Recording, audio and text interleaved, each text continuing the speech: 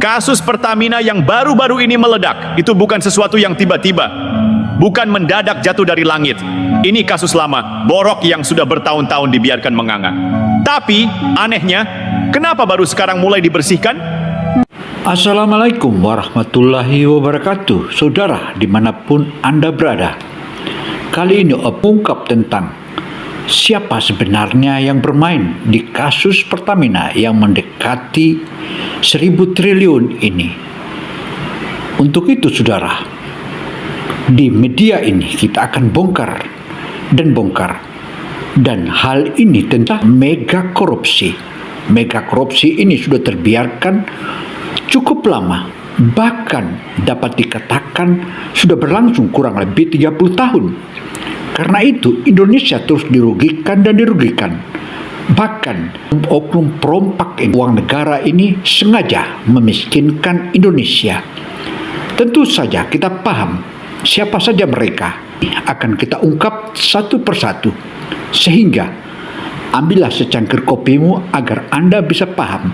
Dan jangan tinggalkan media ini sebelum berakhir. Anda tak gagal paham. Demikian yang kami paparkan. Mari kita informasi yang dihimpun oleh media ini. Ada keterlibatan asing.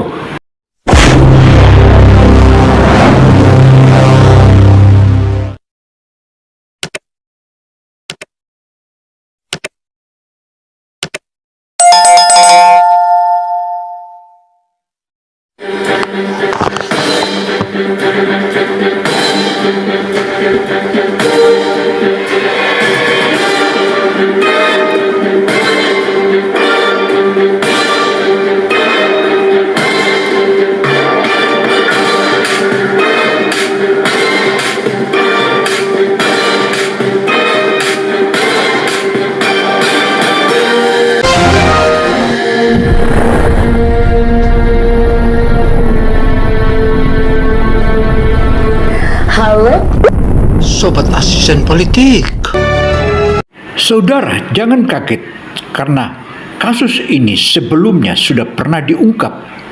Namun kala itu tak mampu dia lakukan karena terlalu keras. Kali ini ditemukan orangnya. Siapa mereka? Para Presiden Republik Indonesia dan Kejaksaan. Mari kita tarik ke belakang. Presiden Jokowi terang-terangan blak-blakan soal impor minyak. Dia bilang, kenapa kita doyan impor minyak? Kenapa sumur-sumur minyak kita dibiarkan? Kenapa kilang nggak dibangun? Intinya, dia tahu ada yang nggak beres. Dan benar saja, impor minyak kita itu nggak main-main. Kita impor sampai 700 hingga 800 ribu barel per hari. Per hari loh! Ini bukan angka kecil. Ini duit negara yang bocor terus-menerus. Tapi lucunya, kilang minyak nggak dibangun. Udah 30 tahun lebih kita nggak bangun satu kilang pun. Jokowi udah kasih sinyal sejak lama. Dia paham mafia migas ini kuat. Tapi apa yang terjadi? Seperti biasa, ada perlawanan. Ada yang pasang badan. Ada yang main belakang. Jokowi diganggu terus. Saudara, di masa Jokowi sudah berupaya untuk membongkar dan menyelesaikan masalah ini. Tetapi Jokowi diganggu terus. Dan benar kata Jokowi bahwa sudah 30 tahun lebih kita tidak punya kilang minyak. Bahkan kala itu Jokowi berusaha untuk melakukan itu. Celakanya malah ada beberapa kilang minyak dibakar dan dibom. Ini merupakan ulah mereka. Dan kejadian ini bukan baru sekali dan terus berlangsung. Selain itu saudara, jaringan para mafia migas ini bukan hanya masyarakat atau bukan hanya pengusaha hitam yang ada di dalam negeri, melainkan juga terlibat dengan negara-negara asing. Dan mereka ini memang sengaja untuk memiskinkan Indonesia. Artinya jika Indonesia miskin, tentu saja semua hasil-hasil bumi Indonesia akan mudah dikeruk. Selain itu, begitu kita melakukan perlawanan, demonya mahasiswa itu adalah bagian dari mereka. Dan ini merupakan sinyal-sinyal yang sudah harus kita pahami, sehingga di masa Prabowo ini tidak ada lain lagi. Tidak ada lain. Prabowo turun tangan langsung untuk menyelesaikan, dan ini perintah Prabowo untuk menyelesaikan mafia dan korupsi besar atau mega proyek, mega korupsi di Pertamina ini. Apa yang terjadi? Boom, satu persatu orang dalam Pertamina mulai diangkut. Kejaksaan gercep, para petinggi Pertamina, subholding, bos-bos besar, satu persatu dijaring. Ini bukan main-main, ini sudah sistematis. Dan yang bikin kita makin yakin, jauh sebelum penangkapan-penangkapan ini, Presiden Prabowo sudah kasih kode keras. Bersihkan, kita harus benahi diri sebelum rakyat yang membersihkan kita. Lihat polanya teman-teman, Jokowi kasih sinyal, Prabowo eksekusi. Ini bukan kerja semalam, ini bukan kebetulan, ini keberlanjutan. Tapi, ya pasti ada yang nggak suka. Menarik, tiba-tiba ada pahlawan kesiangan. Siapakah pahlawan kesiangan itu? Kita akan bongkar juga, supaya semua publik tahu bahwa pahlawan kesiangan yang sengaja disetting untuk... Nah, siapa yang setting? Ayo.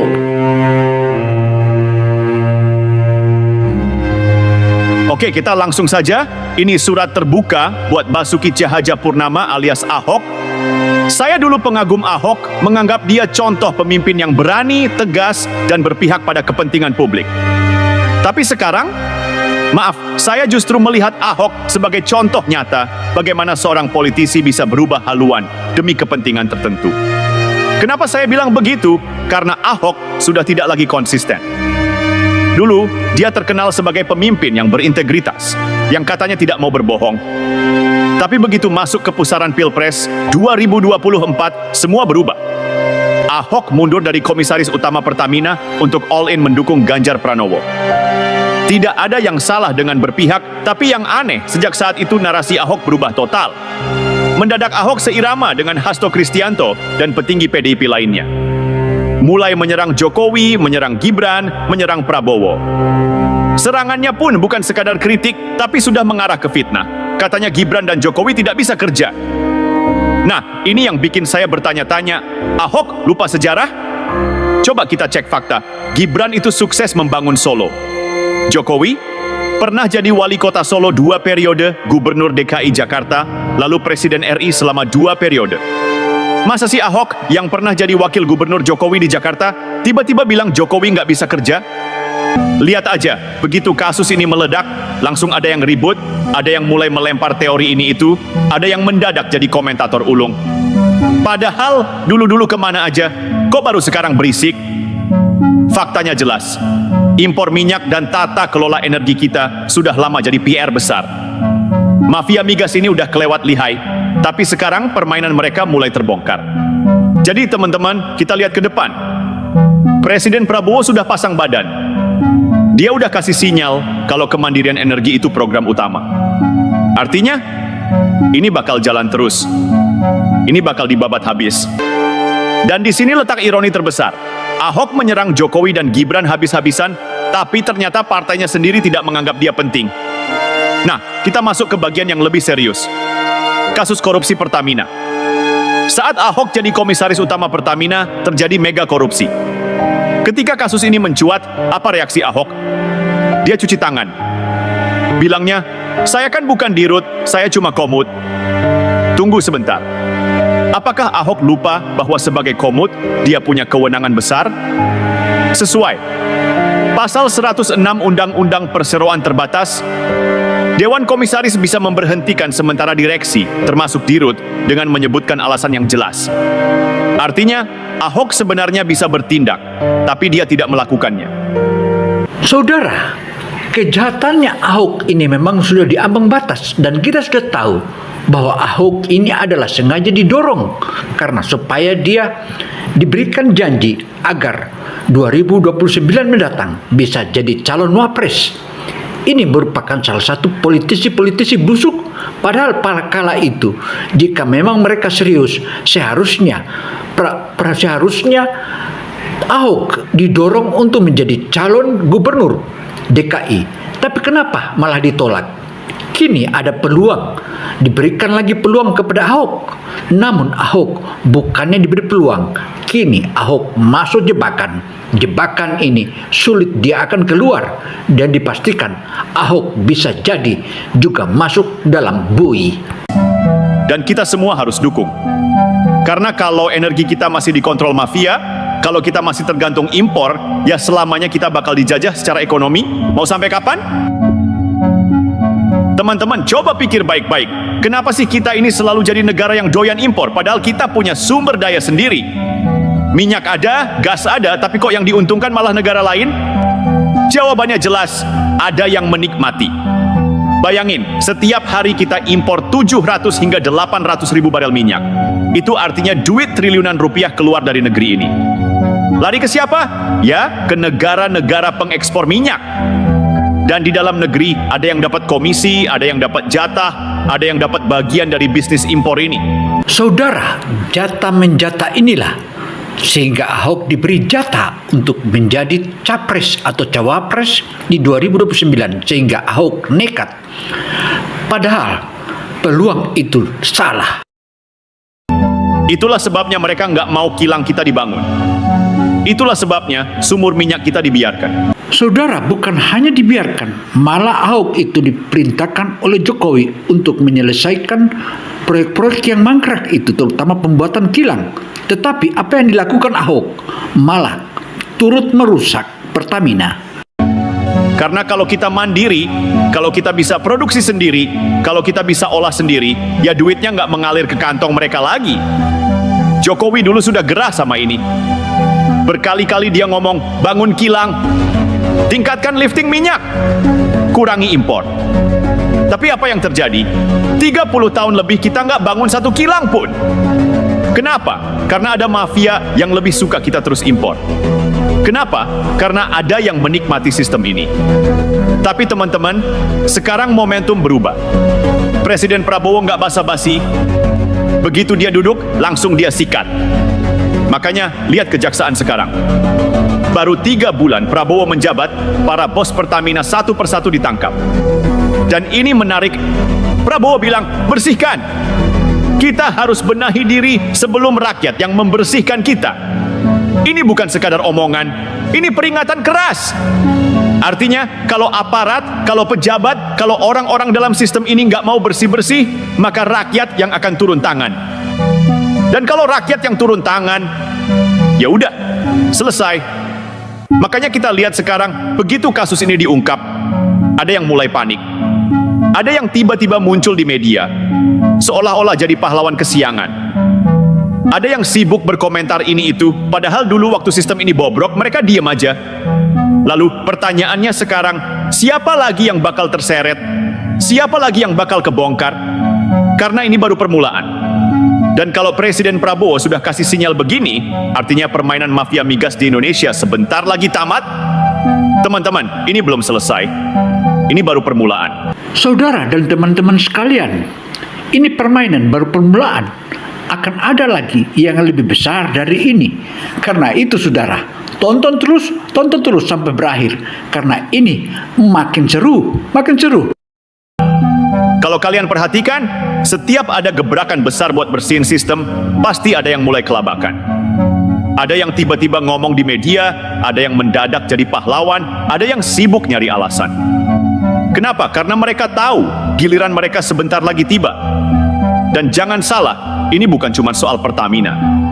Ini soal jaringan besar yang udah puluhan tahun nyaman dengan bisnis impor minyak. Bisnis yang bikin mereka kaya raya, sementara rakyat disuruh bayar BBM mahal. Dulu, waktu Jokowi mulai bongkar-bongkar, banyak yang ganggu.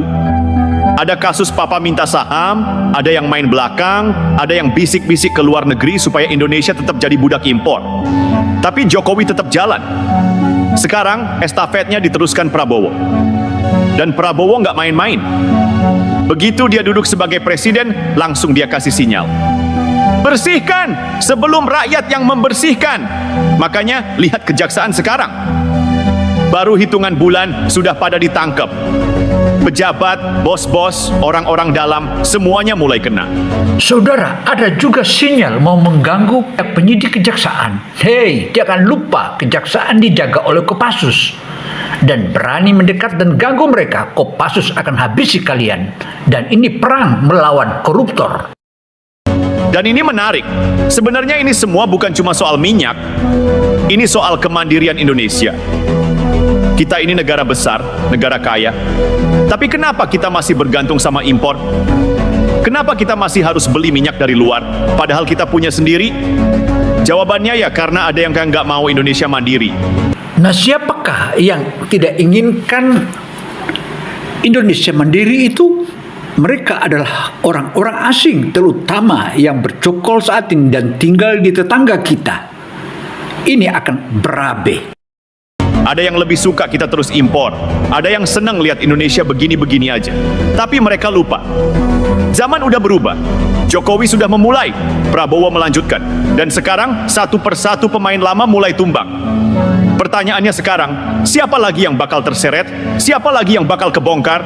Dan buat mereka yang masih sembunyi di balik meja, yang masih pura-pura nggak tahu, yang masih main licik di belakang, siap-siap. Siap-siap, bahkan mereka sudah menyebutkan tagar kabur aja dulu. Tagar kabur aja dulu. Indonesia gelap. Inilah mereka inilah penciptanya, dan mereka inilah menjadi target berikutnya. Karena Indonesia yang baru sudah datang, dan mereka nggak bakal bisa lari kemana-mana lagi. Nah, ini yang ditunggu-tunggu. Setelah para petinggi Pertamina Subholding ditangkap, banyak yang mulai bertanya, ini berhenti di sini atau bakal lanjut ke level yang lebih atas? Jangan salah teman-teman, ini bukan sekadar kasus kecil, ini bukan sekadar oknum nakal di dalam Pertamina. Ini jaringan besar yang udah mengakar puluhan tahun. Dan kalau kalian perhatikan, setiap kali kasus besar kayak gini dibuka, selalu ada upaya penggembosan. Ada yang pura-pura nggak tahu, ada yang tiba-tiba sibuk alihkan isu. Seperti belum lama ini anggota DPR malah merendahkan prajurit kita bahwa Indonesia tidak bisa mampu, tidak siap perang. Kita punya alutsista di bawah standar, lebih hebat Singapura, begitu katanya. Ada yang mendadak pasang wajah suci, tapi nggak bisa lagi. Game over, Prabowo sudah kasih lampu hijau. Kejaksaan sudah tancap gas. Dan sekarang siap-siap aja bakal ada kejutan berikutnya. Gini ya, kita bicara fakta dulu. Indonesia itu punya cadangan minyak. Kita punya sumur minyak di mana-mana. Tapi anehnya, kita malah impor gede-gedean. Kenapa? Karena ada yang mau untung dari situ. Ada mafia yang sengaja bikin produksi dalam negeri stagnan, supaya kita terus beli minyak dari luar. Dan ini bukan cuma soal duit, ini soal ketergantungan. Bayangin kalau harga minyak dunia naik gila-gilaan. Artinya jika harga minyak naik gila-gilaan, maka kelompok mafia ini dan mafia-mafia yang bercokol ini itu akan mendapatkan keuntungan besar. Tetapi kali ini mereka tak bisa kabur lagi dan kita habisi. Bayangin kalau negara pemasok tiba-tiba stop jual ke kita. Apa yang terjadi? Negara kita bakal kena krisis. Nah, inilah yang selama ini terjadi. Mereka sengaja bikin kita bergantung sama impor, supaya kita selalu ada dalam posisi lemah. Permainan lainnya, minyak mentah kita yang lahir dari sumur-sumur minyak kita disebut kualitasnya buruk. Bahkan mereka jual ke luar negeri dan menguntungkan kilangnya negara tetangga Singapura dan Malaysia. Supaya mereka bisa terus dapat komisi besar, sementara rakyat disuruh bayar mahal. Tapi sekarang waktunya selesai. Jokowi sudah buka jalannya. Prabowo tinggal hajar sampai akar-akarnya. Dan kalau perlu, kasih hukuman seberat-beratnya. Saudara, hukuman untuk mereka yang saat ini akan ditangkap itu adalah hukuman mati. Regu tembak sudah disiapkan dan hukuman mati itu sudah pasti. Dan ini merupakan pembelajaran buat bangsa Indonesia. Saudara, jika kita melihat Cina, kenapa Cina begitu maju? Apakah saudara semua tahu? Di Cina itu ada lebih 2 juta orang yang dihukum mati. Lebih 2 juta orang yang dihukum mati. Baru akhirnya orang Cina semua tidak ada lagi yang berani nakal. Biar kapok. Biar nggak ada lagi yang main belakang. Biar negara ini beneran bisa berdiri di atas kaki sendiri. Kita nggak bisa diam aja. Kita harus kawal terus kasus ini. Jangan sampai ada yang tiba-tiba lolos, jangan sampai ada yang tiba-tiba dilupakan. Siapapun yang terlibat harus dihukum. Dan kalau ada yang masih coba-coba main belakang, jangan kasih ampun. Karena Indonesia bukan lagi negara yang bisa dipermainkan. Sekarang pertanyaannya tinggal satu. Siapa yang bakal kena berikutnya? Karena begini teman-teman, kalau kita bicara mafia migas, kita nggak bisa cuma nangkap eksekutif Pertamina doang. Harus lebih dari itu.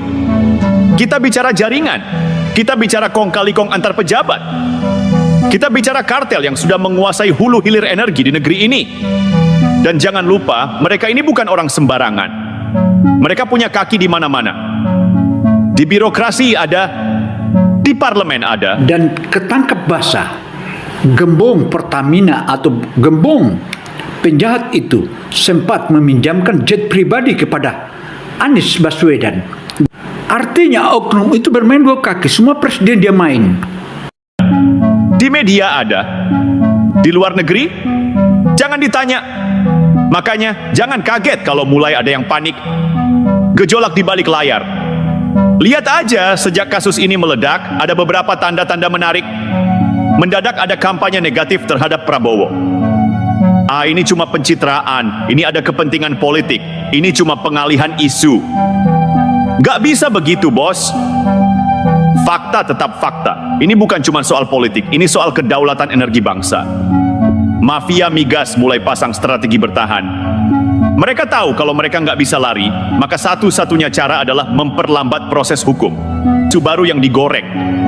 Coba perhatiin, setiap kali ada kasus besar yang menyangkut uang rakyat, pasti ada isu lain yang tiba-tiba digoreng. Kadang soal politik identitas, kadang soal agama, kadang soal urusan pribadi pejabat.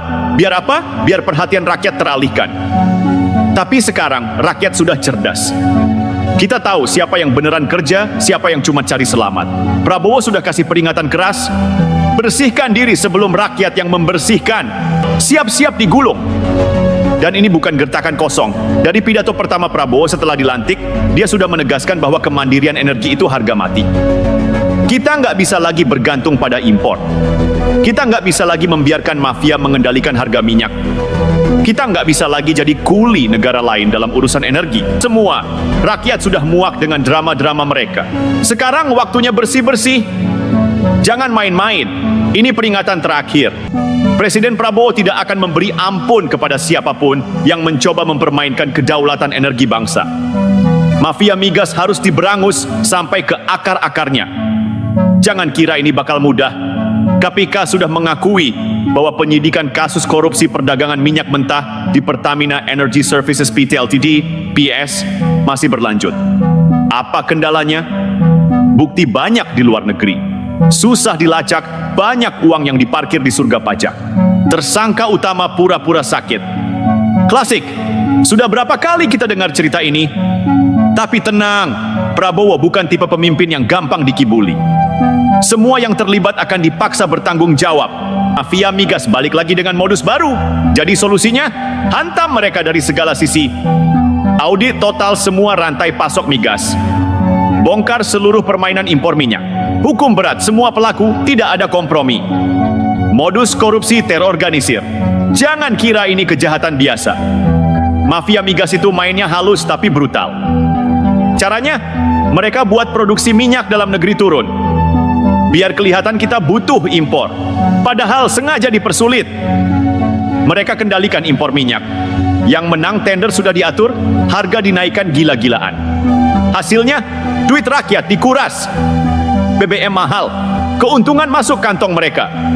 Negara buntung, rakyat menderita. Mereka pikir skema ini bisa terus berjalan? Salah besar. Sekarang, tindakan nyata sudah dimulai. Kejaksaan Agung sudah menetapkan 9 tersangka dalam kasus pengoplosan BBM.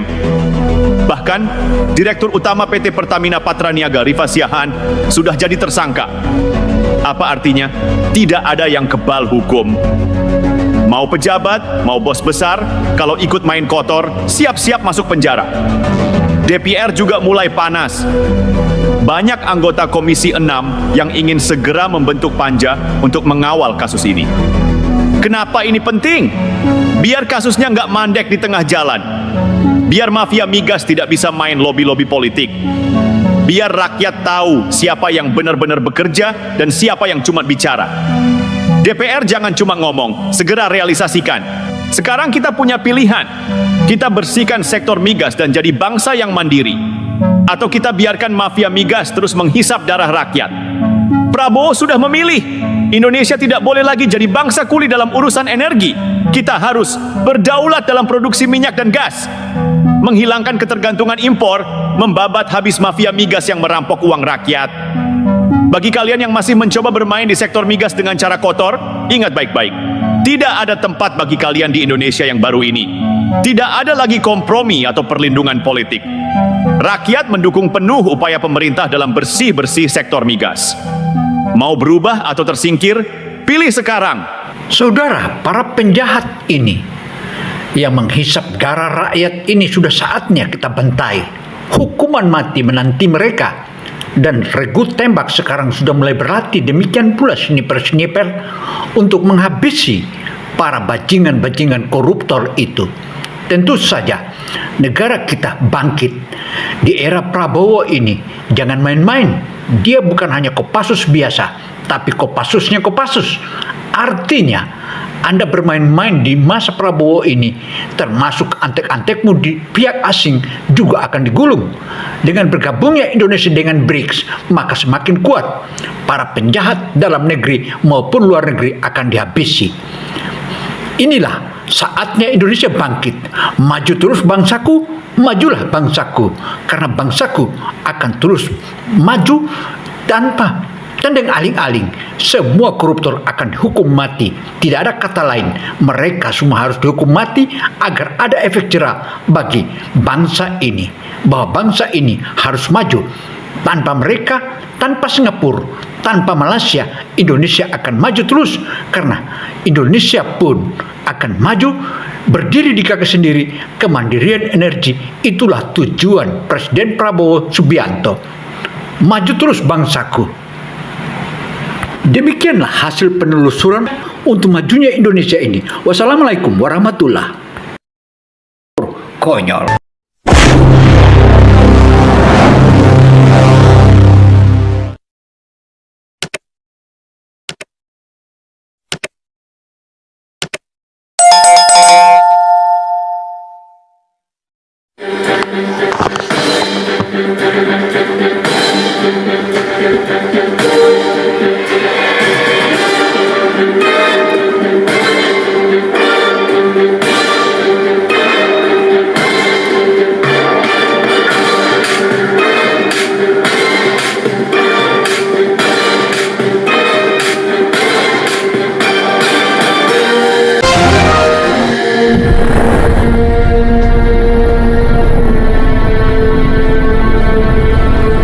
Halo, Sobat asisten politik,